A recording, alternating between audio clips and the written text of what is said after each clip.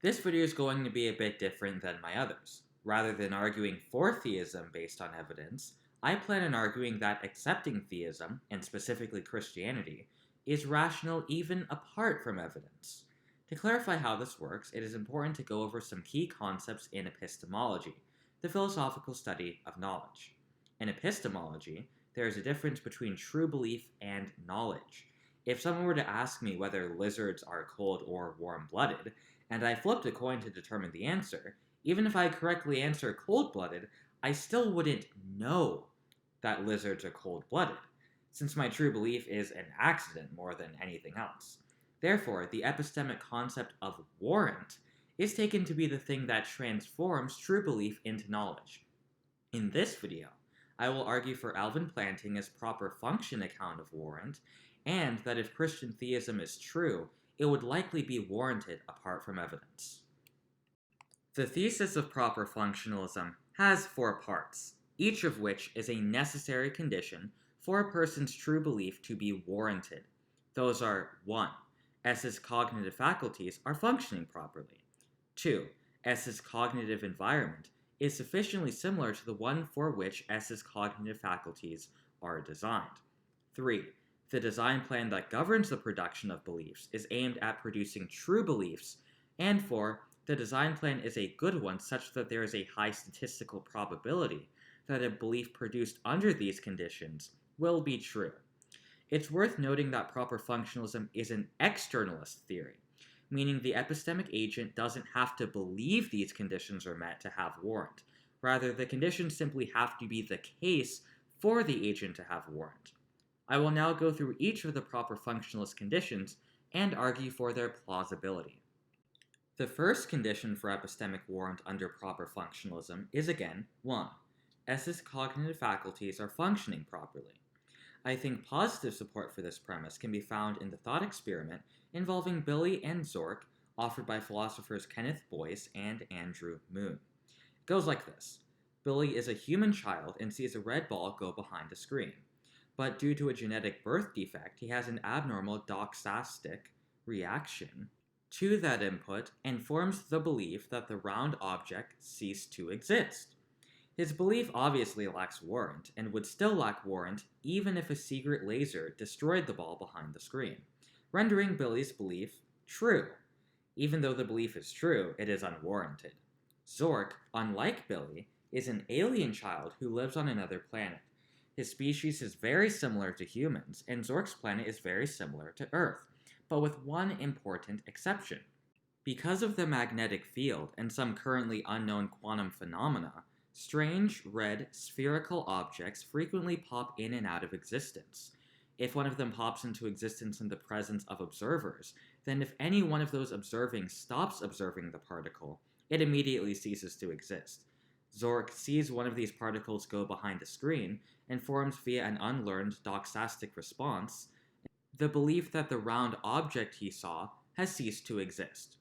Now, Billy has been abducted by aliens, and Zork and Billy are both present in a laboratory on Zork's planet.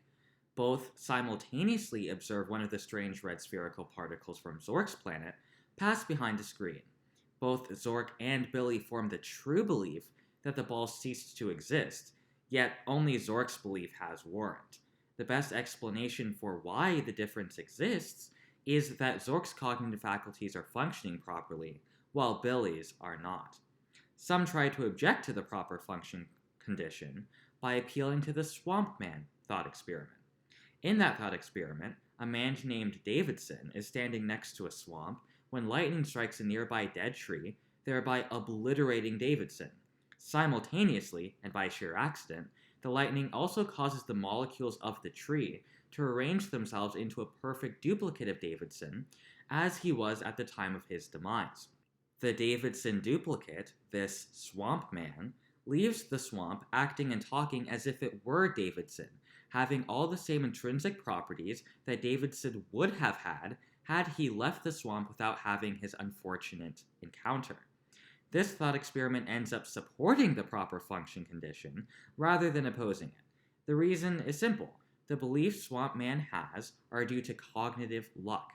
It isn't like Swamp Man's cognitive faculties ought to produce the belief that 2 plus 2 equals 4, or that the sun is spherical. It just happens to be the case that he does. In fact, all of Swamp Man's supposed beliefs are just like this, just pure luck that any of them are true. So Swamp Man cases support the proper function thesis, they don't refute it. The second condition for Warrant is 2. S's cognitive environment is sufficiently similar to the one for which S's cognitive faculties are designed. The environmental condition is supported by Gettier cases. Gettier cases are situations in which it appears a subject has a true justified belief, yet they don't possess knowledge. I will argue that the environmental condition is the best explanation for why popular Gettier cases fail to constitute knowledge. Take the Gettier case of Smith and his Ford. Smith has a Ford, but unbeknownst to him, a meteorite shower occurs and destroys his car. However, he had previously entered a raffle to win a car, and again, unbeknownst to him, he has simultaneously won a Ford. Thus, Smith has a true justified belief about having a Ford, but his beliefs lack warrant. Smith's faculties are functioning appropriately, Smith does not experience any cognitive malfunction, and appears to be acting epistemically responsible in accordance with his design plan.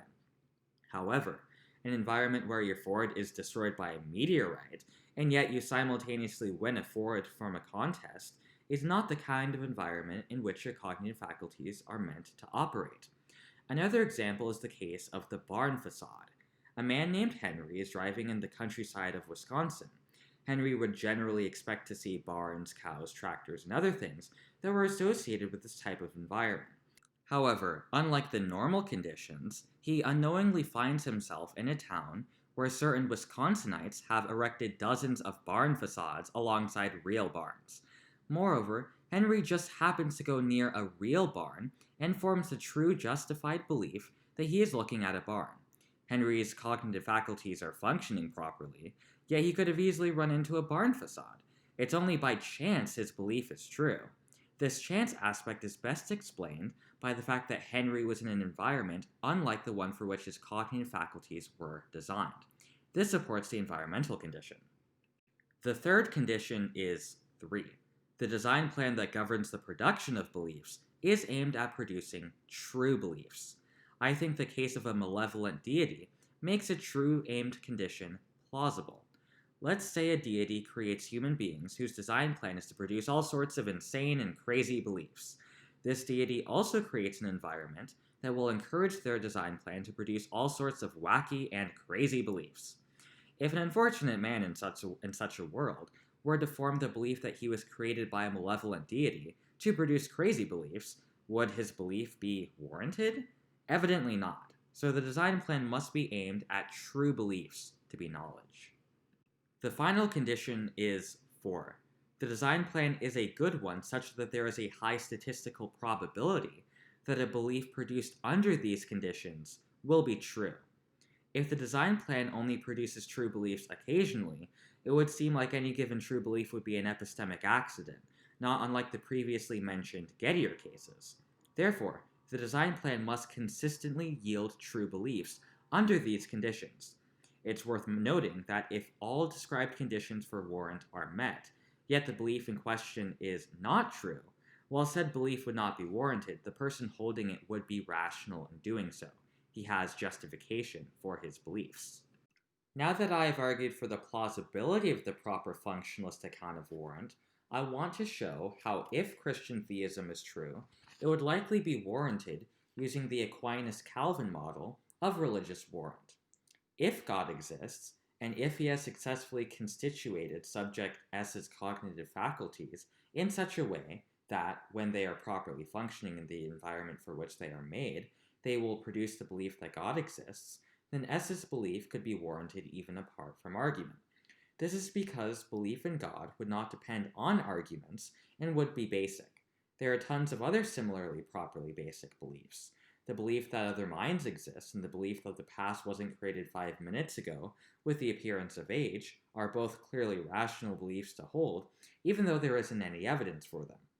In fact, such beliefs seem like a natural result of our design plan. They aren't beliefs we arrive at through analyzing evidence.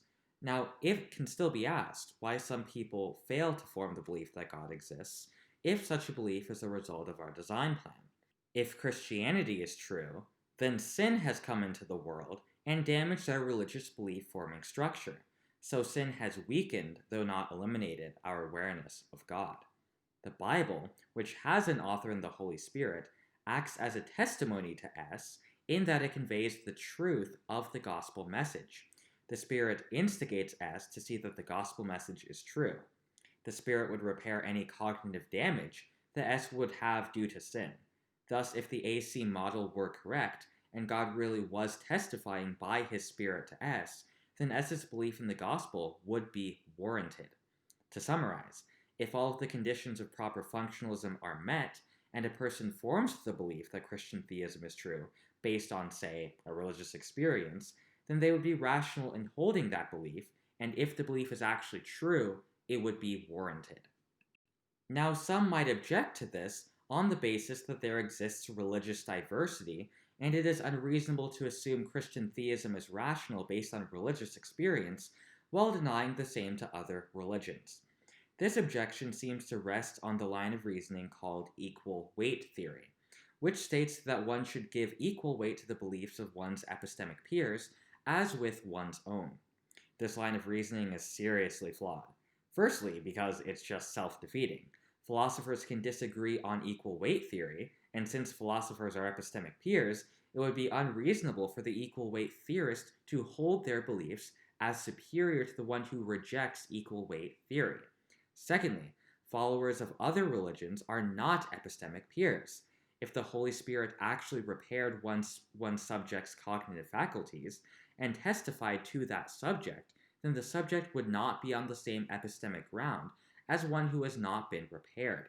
For these two reasons, equal weight theory should be rejected, and I conclude that religious diversity is not a problem for properly basic Christian belief.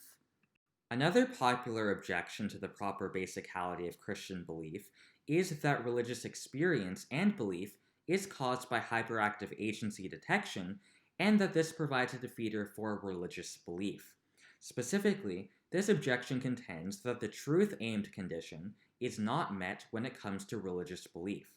Unfortunately for the objector, the claim that religious belief is the result of hyperactive agency detection is refuted by scientific evidence. In a study titled Perceptual Biases in Relation to Paranormal and Conspiracy Beliefs, the authors note, according to evolutionary accounts of religion, a hyperactive agency detection device may have conferred an adaptive advantage by overestimating the presence of other agents in the environment. It has been argued that the false positive generated by the HADD could be at the basis of belief in supernatural agents. So far, this evolutionary claim about the origin of supernatural belief lacks clear empirical support.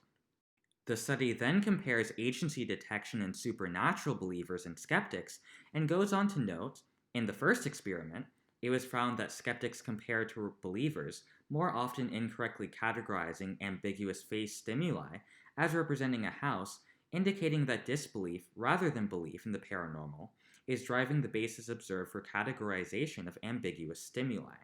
So rather than religious individuals having hyperactive agency detection, research shows that skeptics fail to detect agency where it actually is. Furthermore, in a study titled Paranormal Believers Are More Prone to Illusory Agency Detection Than Skeptics, the author notes, furthermore, it was found that illusory agency detection was unrelated to traditional religious belief and belief in witchcraft, whereas paranormal beliefs were strongly related to illusory agency detection. So traditional religious belief is not reliably attributed to illusionary agency detection, so the objection to the truth-aimed condition can be put to rest. With the two most common objections to Reformed epistemology, that is, the thesis that belief in God can be justified based on religious experience, we can conclude that Christian belief, if true, can be warranted apart from evidence as a properly basic belief.